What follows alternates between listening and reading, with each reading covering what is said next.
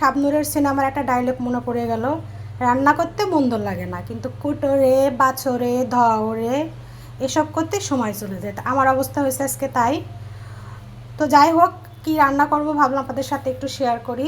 এই তো আমার কোটা বাছা সম্পূর্ণ রেডি, এখন আমি শুধু রান্না করে নিব। তো এইখানে আমি সব কিছু কেটে রেডি করে নিয়েছি। এই যে আলু কেটে নিয়েছি মুরগির মাংসের জন্য, কারণ আলু ছাড়া তো চলবে না। আর এইখানেও আলু কুচায় নিয়েছি। আর এই যে ছোটো মাছ দিয়ে চচ্চড়ি করব। তো সবাই আমার ভিডিওর সাথে থেকে দেখবেন। সব মশলা দিয়ে দিয়েছি, পেঁয়াজ টেস্ট কাঁচামরিচ দিলি, কাঁচামরিচ দিলে মাখাইলে হাত জ্বলে। এই যে আমি এখন ভালো করে আলুটা মাখাই নেব, কারণ আলু মাখাতে মাখাতে পানি বের হয়ে গেলে দেখা যাবে চচ্চড়িটা বেশি পানি লাগে না, ওইটা দিয়ে রান্না করা হয়ে যায়। আর মাছ তো ওইদিকে মাখায় রাখছি একটু হালকা করে লবণ হলুদ দিয়ে। চচ্চড়ি যত মাখাবো তত স্বাদ।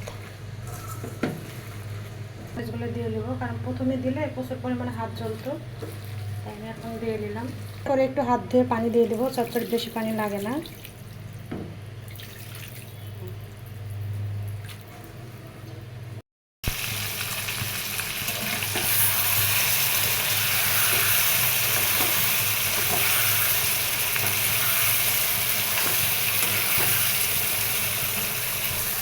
রান্না বান্না কমপ্লিট।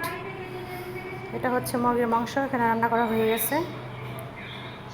আর এটা হচ্ছে ছোটো মাছের চচ্চড়ি। এই ছিল আমাদের আজকের রেসিপি। তো সবাই ভালো থাকবেন, সুস্থ থাকবেন। আল্লাহ হাফেজ।